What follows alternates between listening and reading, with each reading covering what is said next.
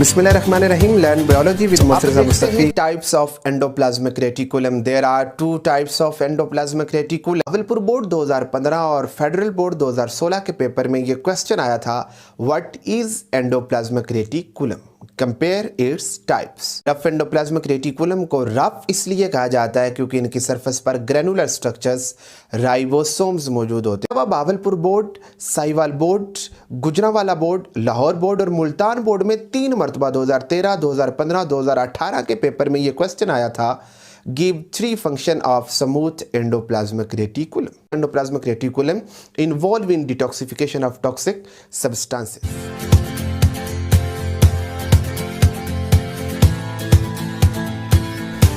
बिस्मिल्लाहिर्रहमानिर्रहीम। Learn biology with Murtaza Mustafi.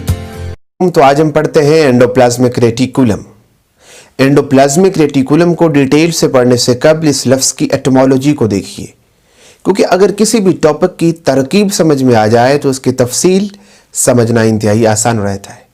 Endoplasmic reticulum 3 लफ्ज़ों का मजमुआ है।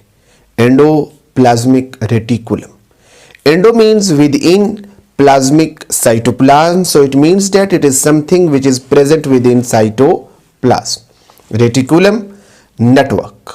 अब हम देखते हैं इसकी डेफिनेशन को। Endoplasmic reticulum is defined as network of channels extending throughout cytoplasm. ये डिफरेंट चैनल्स का एक नेटवर्क है जो न्यूक्लियर मेम्ब्रेन से लेकर प्लाज्मा मेम्ब्रेन तक एक्सटेंडेड होता है। Endoplasmic reticulum consists of small tube-like and sac-like membranous sacs which are known as cisternae. Cisternae छोटी छोटी ट्यूब-like और वेसिकल-like membranous sacs होती हैं। इनके अंदर जो स्पेस होती है उन्हें ल्यूमन कहते हैं। इनकी मेम्ब्रेन ल्यूमन को साइटोप्लाज्म से सेपरेट करती है। अब देखते हैं types of endoplasmic reticulum. There are 2 types of endoplasmic reticulum, RER यानी रफ एंडोप्लाज्मिक रेटिकुलम और SER यानी smooth endoplasmic reticulum. Rough endoplasmic reticulum को रफ इसलिए कहा जाता है क्योंकि इनकी सरफेस पर ग्रेनुलर स्ट्रक्चर्स राइबोसोम्स मौजूद होते हैं। तो राइबोसोम्स की मौजूदगी की वजह से रफ एंडोप्लाज्मिक रेटिकुलम की सरफेस रफ हो जाती है। रफ होने की वजह से इन्हें रफ एंडोप्लाज्मिक रेटिकुलम कहा जाता है। और स्मूथ एंडोप्लाज्मिक रेटिकुलम को स्मूथ इसलिए कहा जाता है क्योंकि इनकी सरफेस पर राइबोसोम्स मौजूद नहीं होते। तो राइबोसोम्स की अब्जेंस की वजह से इनकी सरफेस हमवार होती है यानी स्मूथ होती है, इसलिए इन्हें स्मूथ एंडोप्लाज्मिक रेटिकुलम कहते हैं। अब देखते हैं इन दोनों के अलग अलग फंक्शंस को। Rough endoplasmic reticulum involve in synthesis of exportable proteins. चूंकि रफ एंडोप्लाज्मिक रेटिकुलम की सरफेस पर राइबोसोम्स मौजूद होते हैं और हम अच्छी तरह जानते हैं ribosomes are considered as factory of proteins. तो ऐसी प्रोटीन्स जिन्होंने सेल के बाहर एक्सपोर्ट होना हो रफ एंडोप्लाज्मिक रेटिकुलम पर बनती है।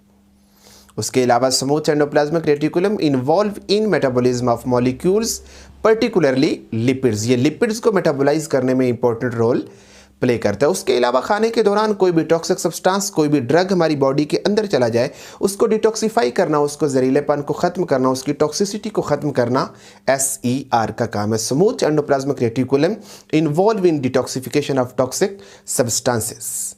उसके अलावा smooth endoplasmic reticulum nerve impulse को ट्रांसमिट करने में इंपॉर्टेंट रोल प्ले करता है। उसके अलावा सेल के अंदर किसी सब्सटेंस ने एक जगह से दूसरी जगह मुंतकिल होना हो तो स्मूथ एंडोप्लाज्मिक रेटिकुलम उसमें भी इंपॉर्टेंट रोल प्ले करता है। उसके बाद एंडोप्लाज्मिक रेटिकुलम कलेक्टिवली सेल को मैकेनिकल सपोर्ट फ्राहम करता है। अब हम देखते हैं किस तरह के MCQs एंडोप्लाज्मिक रेटिकुलम में से आते हैं। MD कैट के पेपर में 3 मरतबा MCQs एंडोप्लाज्मिक रेटिकुलम के टॉपिक में से आ चुके हैं। तो पहला MCQs देखिए, channels and systems of tubes present in the cytoplasm known as centrioles, ribosomes, endoplasmic reticulum, vacuoles. तो यकीनन आपका आंसर होगा एंडोप्लाज्मिक रेटिकुलम। दूसरा MCQs, lipid synthesis takes place in which one of the following organelle, mitochondria, vacuole, endoplasmic reticulum, glyoxysome. तो यकीनन आपका answer होगा endoplasmic reticulum.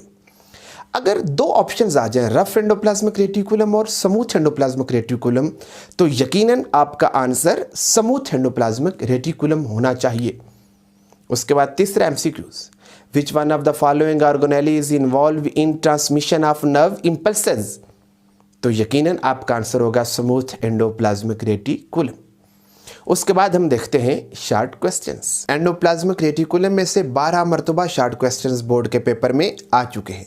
Bahawalpur board 2015 और फेडरल बोर्ड 2016 के पेपर में ये क्वेश्चन आया था, what is endoplasmic reticulum, compare its types. अच्छे तरीके से ज़हन नशीं कर लें। गुजरांवाला बोर्ड 2016 में ये क्वेश्चन आया था, how smooth endoplasmic reticulum is different from rough endoplasmic reticulum. उसके अलावा Bahawalpur board, Sahiwal board, Gujranwala board, Lahore board और मुल्तान बोर्ड में 3 मरतबा 2013, 2015, 2018 के पेपर में ये क्वेश्चन आया था, give 3 function of smooth endoplasmic reticulum. उसके अलावा Sargodha board, Multan board, Lahore board और भावलपुर बोर्ड में भी ये क्वेश्चन आया था, compare the functions of 2 types of endoplasmic reticulum.